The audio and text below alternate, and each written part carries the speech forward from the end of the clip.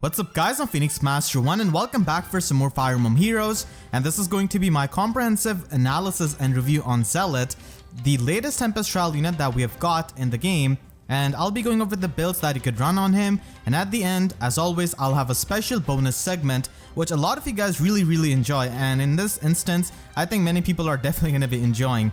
So I always make these free-to-play unit analysis, and if you do end up enjoying these, I would really appreciate if you could leave a like and subscribe. So that said, let us begin.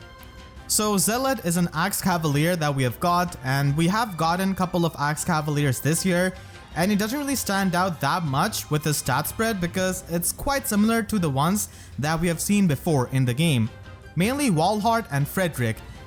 He could even be called like a Gen 5 version of them, but the thing is that Walhart does have a preferred weapon who is due for a weapon refine. Frederick also has a preferred weapon, and as you can see here, his saving grace is pretty much the fact that he has got better resistance than both of these. But again, these two can get more dragon flowers and they do have their preferred weapon.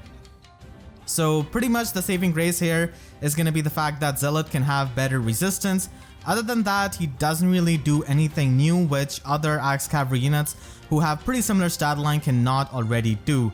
And if we're talking about the bulky Axe Cavaliers, then Lex also deserves a mention.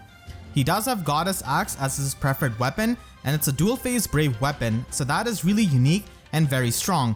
And Lex is quite unique compared to these other Axe Cavaliers. Again, Zelot is going to be having that extra resistance, but that's pretty much the only thing he has got. We do have Male Chris and Spring Saleh, who are the fast Axe Cavaliers, and that's why I'm not really comparing him to them, because when it comes to offenses, they are pretty much the best ones if you want to pick an Axe Cavalier for that kind of role. So that's why I've just compared him to the bulky Axe Cavaliers, and even, comparing to the older Axe Cavaliers, he doesn't exactly stand out. So that's a bit unfortunate. He does have high attack stat, which is good, and his speed is really awkward, but it's not really going to be helping him double or prevent doubles for that matter, unless you really invest into that. And at that point, you might as well use Pelagian Male Chris or Spring Saleh if you really want speed out of your Axe Cavalier. His defense is pretty high at base 39, and his resistance, as we've seen before, isn't the highest, but still it's better than the Axe Cavaliers. He actually has 3 super boons in his speed, defense, and resistance, which is pretty strange for a free-to-play unit.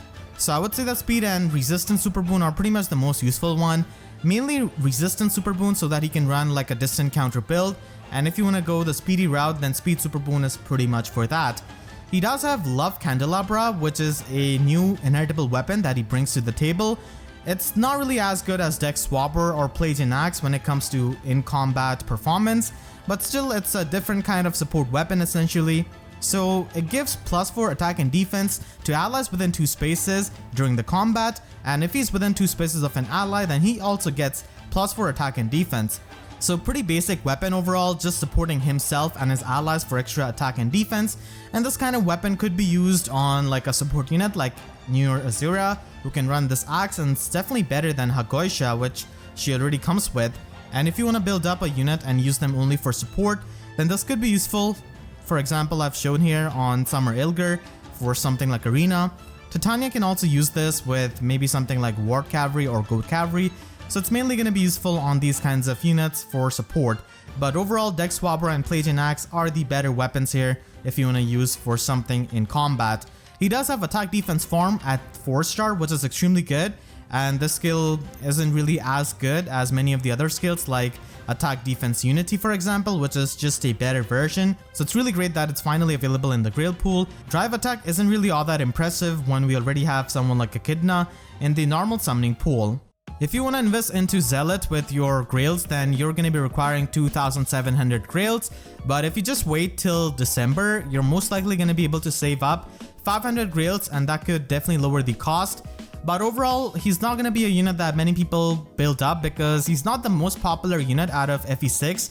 Honestly, I never really thought that Zelot would even be in FE, but here he is in this alt, and he's not the most unique unit as we have seen.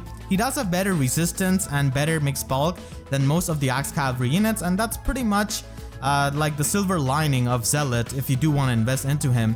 His attack is also pretty good, so that is nice if you want to use him. But other than that, there's really not much incentive to invest into him. Wallheart and Lex have similar stat lines, and they're just cheaper to build. Wallheart is a Grandeur Battle unit who has got many reruns, so it's much easier to merge up Wallheart. Not to mention he was also a Pharma unit, back then, so many people might have obtained him using their Pharma Soul, so he might just be more invested for many players. And Wallheart is also a Gen 2 Grail unit, just like Joshua, Oliver, and Marissa, who all have got a weapon refined, and that's definitely going to be making him a much better, bulky Cavalier. He also has no preferred weapon, and overall it's just not going to be all that unique, and he doesn't really help you too much in Arena or Ether raids in general, so even for competitive players he doesn't really bring anything new to the table. Still, if you want to build him up, because we all get a free 5-star version of him, then you could simply use him with a budget build for Arena Assault, because his weapon does give you the extra attack and defense, so you could just stack up Drive Attack, which can definitely help you in Arena Assault, and run something like Lancebreaker. It is worth noting that against Plus and Brave Hectors, if you do not have 5 more points of speed than Brave Hector, then you're still not going to be able to double him because of his malted weapon. So you pretty much have to boost the speed if you want to double Brave Hector, but still Lancebreaker can help you in many of the matchups. You can also run a Link skill from someone like Norn and pretty much make him as a support unit again, and you could also run Quick Repose in Slot B and just stack up Attack Defense Farm Sacred Seal to give him plus 14 attack and defense, which is not that bad for something budget. And if you want to invest heavily into him, then here are the builds.